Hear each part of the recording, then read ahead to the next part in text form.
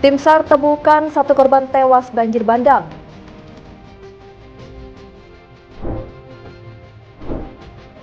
Kapal tongkang muatan kayu terdampar, polisi periksa 3 saksi. Trump mengamuk soal imigran saat rapat kabinet.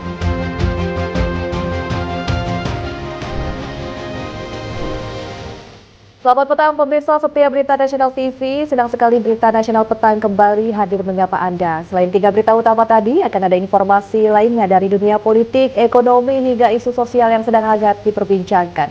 Bersama saya, Restu Landari.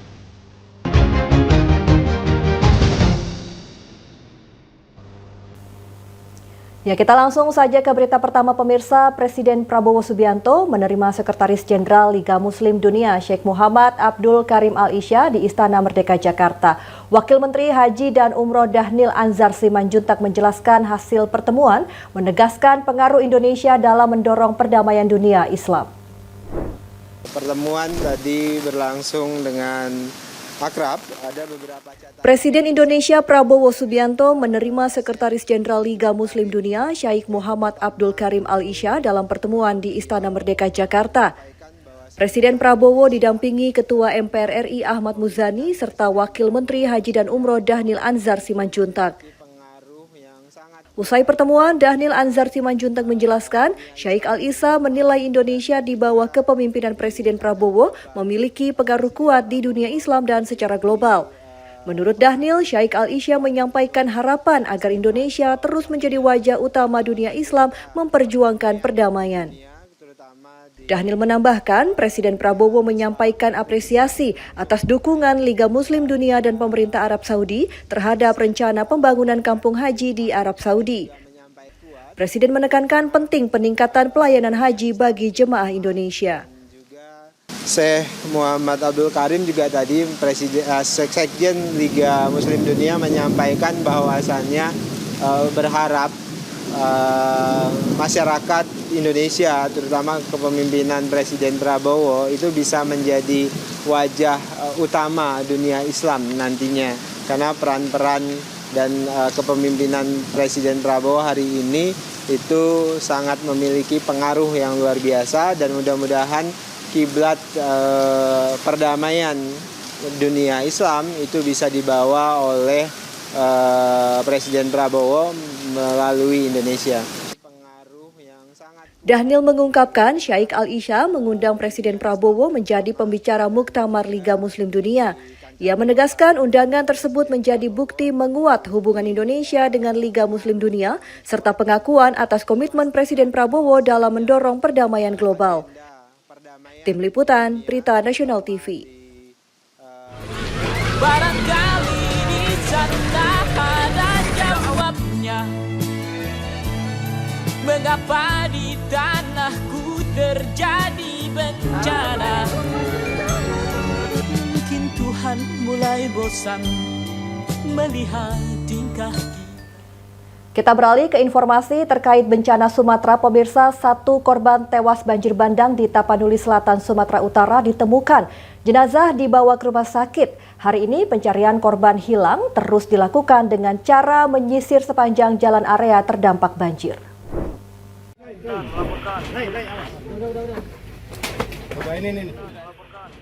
Tim Operasi SAR Nasional dari Kantor Pencarian dan Pertolongan Medan Sumatera Utara melalui Pos SAR Danau Toba menemukan 1 korban banjir bandang di Desa Huta Godang Batang Toru, Kabupaten Tapanuli Selatan, Sumatera Utara, Kamis 4 Desember 2025. Korban berjenis kelamin perempuan ditemukan kondisi tak bernyawa di salah satu titik dipetakan sebagai area potensial. Setelah dievakuasi, jenazah dibawa menuju posko SAR sebelum diserahkan ke Rumah Sakit Batang Toru untuk proses identifikasi lebih lanjut. Prosedur ini dilakukan guna memastikan identitas korban dan memudahkan proses penyampaian informasi kepada keluarga. Upaya pencarian kembali dilanjutkan dengan cara menyisir sepanjang jalan area terdampak Jumat 5 November 2025. Selain itu, pengawasan udara menggunakan drone serta penambahan personel di sejumlah sektor dinilai memiliki potensi penemuan korban. Basarnas Medan mengimbau masyarakat selalu waspada dan segera melapor jika melihat tanda-tanda akan muncul cuaca ekstrim. Mahendra Dewananta, Berita Nasional TV. Pemerintah membentuk Satgas Gabungan menyelidiki asal-usul material kayu yang terbawa banjir di kawasan Aceh, Sumatera Utara, dan Sumatera Barat. Dugaan sementara kayu dalam jumlah besar terkait aktivitas penebangan ilegal di hulu di daerah aliran sungai.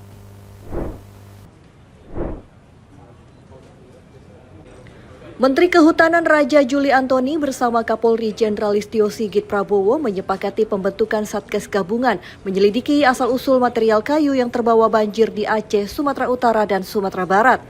Data awal sementara, kayu dalam jumlah besar diduga berkaitan dengan aktivitas penebangan ilegal di hulu daerah aliran sungai. Data diperoleh melalui penerbangan drone dan teknologi AICO yang mampu mengidentifikasi anatomi kayu serta mengungkap ciri-ciri potongan yang diduga berasal dari penebangan ilegal. Lebih jauh, Menhub Raja Juli Antoni menerangkan saat ini dalam tahap pengumpulan data, belum masuk pemeriksaan formal. Ada kemungkinan sumber kayu berasal dari berbagai modus, mulai penebangan liar, pembukaan lahan sawit, kegiatan tambang hingga kayu tumpukan di areal pegunungan lain yang terbawa saat banjir. Kami sudah ada data-data awal melalui penerbangan drone ya ke daerah-daerah terdampak, dan juga ada teknologi namanya AICO untuk melihat semacam anatomi kayu ya, yang mudah-mudahan ini bisa menjadi indikasi awal di mana muasal kayu itu berada. Kapolri Listio Sigit menyatakan Polri sudah menurunkan tim menyusuri aliran sungai dari hulu hingga hilir. Tim di lapangan mendapati beberapa potongan kayu berciri gergaji mesin, memperkuat dugaan ada aktivitas penebangan liar di daerah rawan. Kita dapati ada beberapa yang ada bekas potongan dari sensor ya. Itu yang akan kita dalami. Tim sedang turun nanti bersama-sama dengan tim dari Kehutanan untuk menyusuri dari daerah aliran sungai yang terdampak sampai dengan kita tarik ke hulu dan hilirnya. Saya kira itu. Pemerintah menegaskan penyelidikan asal-usul kayu dilakukan secara terbuka dan dilaporkan secara berkala kepada publik. Satgas Gabungan diharapkan mampu mengungkap aktivitas ilegal di sektor kehutanan yang diduga berkontribusi terhadap bencana banjir di sejumlah provinsi. Theo Fandi, Berita Nasional TV. Pemerintah menggenjot ekonomi masyarakat di wilayah terdampak bencana banjir dan tanah longsor di 3 provinsi di Sumatera. Saat ini fokus memberikan berbagai bantuan dibutuhkan masyarakat terdampak bencana Sumatera.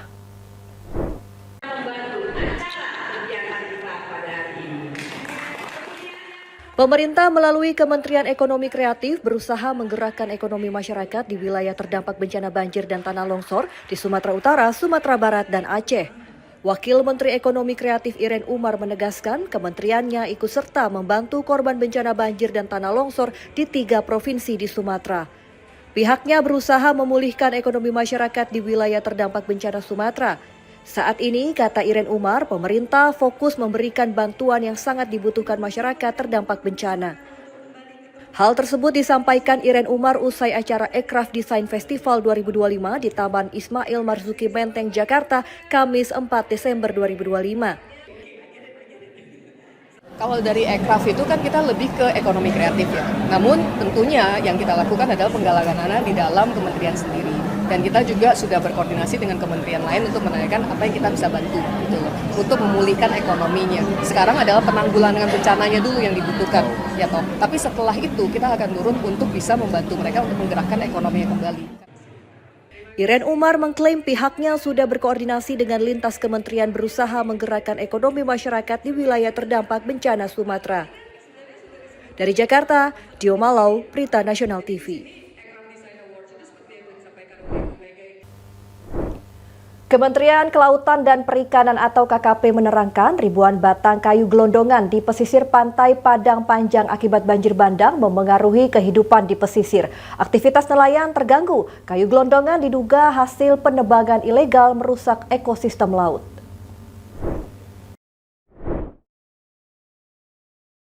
Ribuan batang kayu gelondongan ditemukan di pantai Padang Panjang, Sumatera Barat.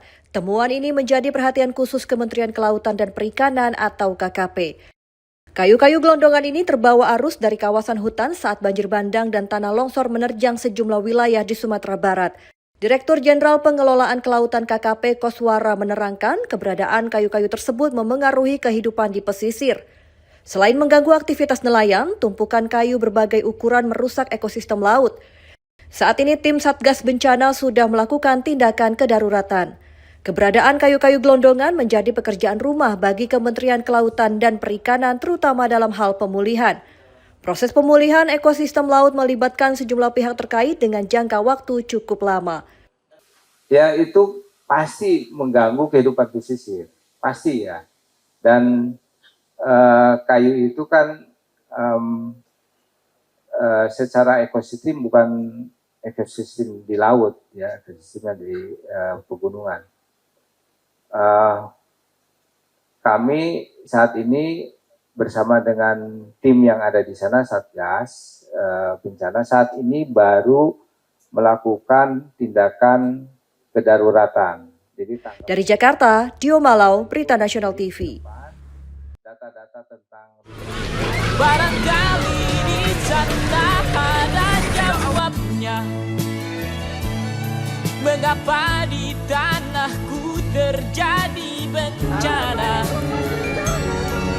Mungkin Tuhan mulai bosan melihat tingkah.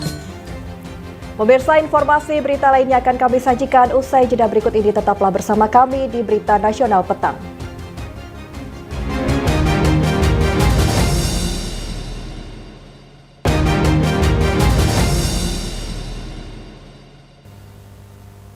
Anda kembali bersama kami di Berita Nasional Petang. Pemirsa, sebuah kapal tongkang bermuatan ribuan kubik kayu jenis kruing dan meranti asal Sumatera Barat terdampar di perairan pesisir barat Lampung. Polisi memeriksa 3 anak buah kapal mendalami asal-usul kayu.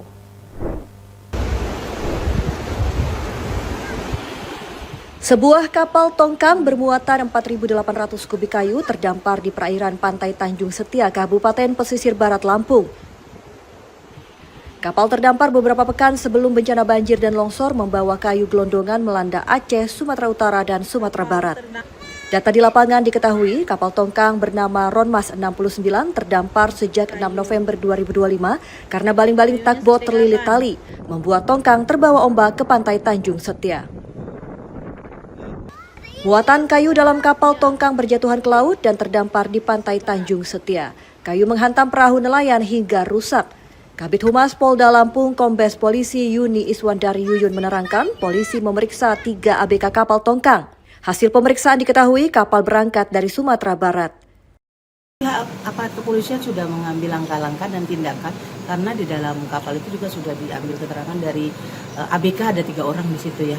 Sebulan yang lalu ya, pada tanggal 6 November terjadi kejadian seperti itu. Dalam peristiwa ini tidak ada korban jiwa. Kapal tongkang berisi ribuan kubik kayu terdampar di perairan belum dievakuasi. Dari pesisir barat Lampung, Immanuel Simorangkir, Berita Nasional TV. Informasi selanjutnya, pemirsa, polisi menggerebek sebuah unit apartemen di Kota Tangerang, Banten. Hasil penyisiran, petugas menemukan aneka ragam narkoba dan sejumlah senjata api rakitan. Seorang pria diciduk polisi, jika terbukti bersalah, terancam 20 tahun dibui. Polisi dari Satuan Reserse Narkoba Polres Metro Jakarta Barat menggerebek salah satu unit apartemen milik seorang pria di wilayah Kota Tangerang, Banten belum lama ini. Hasil penyisiran di lokasi, petugas menemukan aneka ragam narkoba dan beberapa senjata api rakitan. Narkoba ditemukan diantaranya sabu, ekstasi, dan cairan kanabinoid sintetis, serta 4 timbangan digital, 3 set alat hisap sabu, dan 3 unit telepon genggam. Polisi menciduk seorang pria berinisial WW. Kapolres Metro Jakarta Barat Kombes Polisi Twedi Aditya Beni Hadi mengatakan pengungkapan kasus ini merupakan hasil pengembangan perkara sebelumnya. Dalam kasus ini, selain memiliki narkoba, tersangka diamankan menyimpan sejumlah senjata api ilegal berupa 3 senpi rakitan jenis Harlot, 4 magazin, 1 airsoft gun jenis revolver, serta 1 senjata api merek Walter P22 tanpa magazin. Melakukan penggeledahan dan terdapat tersangka membeli, memiliki, menyimpan, membawa, menerima, menguasai dan mengkonsumsi narkotika jenis sabu, ekstasi, ketamin, dan narkotika jenis kanabinoid sintetis cair. Polisi menjerat WW dengan pasal berlapis, pasal kepemilikan narkoba terancam pidana maksimal 20 tahun di Bui, dan pasal kepemilikan senjata api rakitan tanpa izin. Tim Liputan, Berita Nasional TV. Pejamret ponsel milik pengendara sepeda motor terjebak kemacetan lalu lintas di Tambora, Jakarta Barat dibekuk polisi. Usut diusut, pelaku bekerja sebagai seniman tato di kawasan wisata Kota Tua, diciduk di rumah kontrakannya di kawasan Pademangan, Jakarta Utara. Alasan jadi jambret lantaran ekonomi. Ini dia rekaman yang menampilkan dua jambret telepon genggam milik pengendara sepeda motor saat terjebak kemacetan arus lalu lintas di perempatan lampu merah Jembatan 2 Tambora, Jakarta Barat. Komplotan jambret memepet seorang pengendara sepeda motor yang sedang berhenti. Pelaku berdalih meminta sejumlah uang usai mengamen. Karena tak diberi uang, seorang pelaku merampas telepon genggam korban. Di sini korban tidak menyadari ponselnya berpindah tangan. Ia tancap gas usai lampu merah berubah menjadi hijau. Berdasarkan rekaman ini, polisi dari Reserse Kriminal Polsek Tambora membekuk seorang pelaku di rumah kontrakannya di kawasan Pademangan, Jakarta Utara. Ia berperan sebagai eksekutor jambret. Atau benda kepemilikan dari pengendara motor. Namun yang dapat diambil adalah HP dari korban tersebut. Modusnya seperti apa di kedua pelaku itu? Modusnya memepet dan berusaha mengganggu pengendara tersebut. Hasil pemeriksaan diketahui pelaku bekerja sebagai seniman tato di kawasan wisata Kota Tua. Ia nekat menjambret karena desakan ekonomi. Tato di mana? Di kota, di wilayah kota Taman Sari. Bisa dapat berapa bang kalau tato gitu di kota? Tergantung juga jobnya. Tidak tentu. Kini polisi memburu seorang tersangka lain dan sudah mengantongi identitasnya. Pelaku terancam hukuman pidana 5 tahun di Bui. Tim Liputan, Berita Nasional TV. Selanjutnya pemirsa, kita akan pantau kondisi arus lalu lintas terkini yang akan disampaikan petugas NTMC Korlantas Polri, dan berikut laporannya. Halo, selamat sore pemirsa. Saya Brigadir Putu Fungki dari NTMC Korlantas Polri akan mengajak Anda untuk memantau situasi lalu lintas terkini melalui pantauan CCTV NTMC Korlantas Polri. Dan untuk informasi yang pertama pemirsa, kita akan melihat lalu lintas dari kawasan JPO Tebet, Jakarta Selatan. Di mana situasi arus lalu lintas pada sore hari ini terlihat sudah mulai ramai, sudah mulai terjadi peningkatan jumlah kendaraan. Dapat kita lihat bersama lalu lintas dari arah Cawang yang akan menuju ke Semanggi. Saat ini terlihat terjadi perlambatan kecepatan kendaraan. Kemudian lalu lintas di tol dalam kota Jakarta dari arah Cawang yang akan menuju ke Semanggi saat ini masih terpantau lancar walaupun juga sudah mulai terlihat peningkatan jumlah kendaraan. Kemudian dari arah sebaliknya pemirsa, dari arah Semanggi yang akan menuju ke Cawang di jalur tol dalam kota, lalu lintas juga terpantau sudah mulai ramai, sesekali terlihat perlambatan kecepatan kendaraan terjadi. Namun di jalur arteri dari arah Semanggi yang akan menuju ke Cawang saat ini masih terpantau kondusif lancar. Kami tetap mengharapkan para pengendara untuk tetap bersabar dalam antrian, menggunakan lajur sesuai dengan ketentuan demi kenyamanan dalam berkendara. Dan selanjutnya pemirsa, kita akan bergeser ke Simpang Semanggi, Jakarta Selatan. Di mana kondisi arus lalu lintas dari arah Semanggi yang akan menuju ke Tomang ataupun Slipi di jalur tol dalam kota terlihat ramai. Kecepatan kendaraan ditempuh dengan kecepatan kurang lebih 40 km per jam. Dan di jalur arteri lalu lintas dari arah Semanggi yang akan menuju ke arah Tomang saat ini terpantau lancar. Walaupun terjadi perlambatan kecepatan kendaraan menjelang keluarnya kendaraan dari gerbang tol Semanggi. Antisipasi juga akan antrian kendaraan yang akan memasuki gerbang tol Semanggi 1 pemirsa. Kemudian pemirsa lalu lintas dari arah Tomang yang akan menuju ke Cawang saat ini terpantau masih kondusif lancar, kecepatan kendaraan masih dapat ditempuh dengan kecepatan normal. Dan di jalur arteri lalu lintas dari arah Selipi yang akan menuju ke arah Kuningan juga masih terpantau kondusif lancar. Dan selanjutnya kita akan melihat lalu lintas dari kawasan Pospol Ciawi, Bogor, Jawa Barat, di mana kondisi arus lalu lintas sore hari ini terpantau cukup ramai dari exit tol Ciawi yang akan menuju ke Caringin atau Tajur. Saat ini lalu lintas terpantau ramai, kita lihat sedang terjadi antrian kendaraan kurang lebih 1 km ke belakang pemirsa. Dan kami harap para pengendara untuk tetap bersabar, antisipasi akan angkutan umum yang menaik turunkan penumpang tidak pada tempatnya, mengingat di kawasan ini terdapat terminal Bayangan. Kemudian lalu lintas dari arah Gadok yang akan menuju ke Tajur, sore hari ini terpantau ramai lancar. Kami harap para pengendara untuk tetap berhati-hati mengingat kondisi jalan yang licin pasca hujan. Dan yang terakhir kita akan melihat lalu lintas dari kawasan Mall Citowaru, Surabaya, Jawa Timur. Ya pemirsa, situasi lalu lintas di kawasan Mall Citowaru, Surabaya, Jawa Timur dari arah Sidoarjo yang akan menuju Surabaya melalui Jalan Ahmad Yani terpantau lancar. Kecepatan kendaraan dapat Anda tempuh dengan kecepatan kurang lebih 50 hingga 60 km per jam. Namun pemirsa, walaupun situasi lalu lintas lancar, kami harap para pengendara untuk tetap menjaga laju kecepatan dan juga perhatikan marka jalan yang berlaku. Antisipasi juga akan kendaraan yang keluar masuk dari pusat perbelanjaan yang terletak di kawasan ini. Ya pemirsa, selalu berhati-hati dalam berkendara dan juga waspada terhadap cuaca yang tidak menentu. Bagi Anda pengendara roda 2, pastikan Anda menggunakan jas hujan yang bukan berjenis ponco, kemudian menepi di tempat yang aman. Dan bagi Anda pengendara roda 4, pastikan wiper kendaraan Anda dapat berfungsi dengan baik. Selanjutnya bagi Anda yang ingin mendapatkan informasi terkait kondisi arus lalu lintas terkini, Anda dapat menghubungi call center NTMC Korlantas Polri di 1500669 atau melalui SMS di 9119. Stop pelanggaran, stop kecelakaan, keselamatan untuk kemanusiaan, dan salam presisi. Demikian saya Brigadir Putu Fengki melaporkan, semoga bermanfaat dan hati-hati di jalan.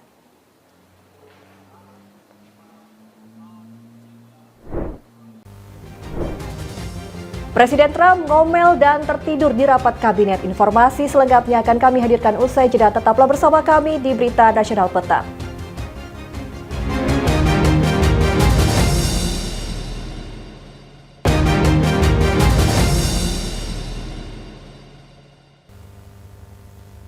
Terima kasih Anda masih bersama kami di Berita Nasional Petang. Pemirsa, Presiden Amerika Serikat Donald Trump menjadi sorotan saat rapat kabinet. Trump mengomel soal imigran dalam rapat kabinet hingga sempat ketiduran.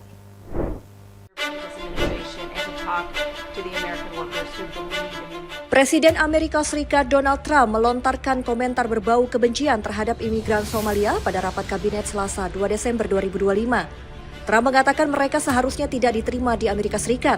Pernyataan pedas Trump muncul saat terkuak skandal di negara bagian Minnesota, tempat jaksa penuntut umum mengatakan lebih dari 1 miliar US dollar dihabiskan untuk layanan sosial yang tidak ada. Sebagian besar diduga melakukan penagihan palsu oleh warga Amerika Somalia. Trump menyatakan Amerika Serikat tidak membutuhkan warga Somalia. Trump menyebut kondisi negara Somalia tidak baik karena suatu alasan. Their country is no good for a reason. Their country stinks.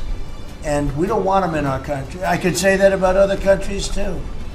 Ucapan Trump ini bukan cuma dilontarkan kepada imigran Somalia, tetapi juga kepada Ilhan Omar, anggota Dewan Perwakilan Rakyat yang berasal dari Somalia, namun merupakan warga Amerika Serikat. Trump menyebut Omar dan teman-temannya sebagai sampah serta negaranya bau, di mana warganya cuma bisa mengeluh tanpa memberikan manfaat. Trump dikenal memiliki sejarah panjang mencemooh kaum minoritas. Trump seringkali mengungkit kekhawatiran mayoritas kulit putih akan kehilangan kekuasaan politik dan budaya. Menurut Trump, Amerika Serikat akan salah jalan jika terus menerima apa yang disebutnya sebagai sampah.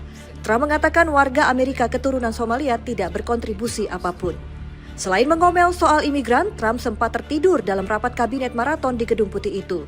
Trump beberapa kali terlihat menahan kantuk, bahkan menutup mata selama belasan detik ketika para menterinya berbicara. Momen ini terekam jelas terutama saat ia duduk di samping Menteri Luar Negeri Marco Rubio yang terus disorot kamera. Peristiwa ini terjadi tak lama setelah Trump mengecam liputan media yang dianggap tidak adil. Gedung Putih membela Trump yang tetap mendengarkan dengan seksama dan memimpin rapat 3 jam tersebut.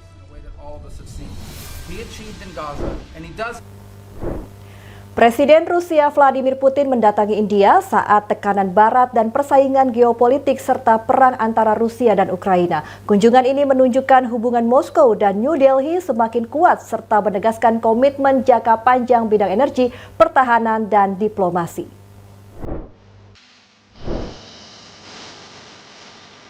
Presiden Rusia Vladimir Putin tiba di India pada Kamis 4 Desember 2025. Dijadwalkan Putin berada di India selama 2 hari. Kedatangan Putin menjadi yang pertama sejak Rusia melancarkan invasi ke Ukraina pada 2022 dan menunjukkan hubungan Rusia dan India tetap terjaga erat. Putin datang ke India atas undangan Perdana Menteri Narendra Modi menghadiri KTT India-Rusia ke-23. Dalam pertemuan ini, kedua pemimpin membahas penguatan kerjasama strategis, termasuk cara mengamankan perdagangan bilateral dari sanksi dan tekanan Barat. Rusia saat ini menjadi pemasok terbesar minyak mentah India dengan porsi lebih dari 35%. Di bidang pertahanan, India dan Rusia aktif bekerja sama, di antaranya pengembangan reaktor nuklir modular kecil. Banyak analis menilai tekanan tarif dan sanksi Amerika Serikat justru mendorong India semakin mendekat ke Rusia. India menganggap Moskow sebagai mitra penting menjaga keseimbangan hubungan Barat dan menghadapi pengaruh geopolitik Cina. Kunjungan Putin menegaskan India ingin mempertahankan otonomi strategis kebijakan luar negerinya. Meski bermitra dengan Amerika Serikat, India menyatakan tidak akan mengorbankan hubungan lama dengan Rusia. Secara tidak langsung, India menentukan sikap di panggung global.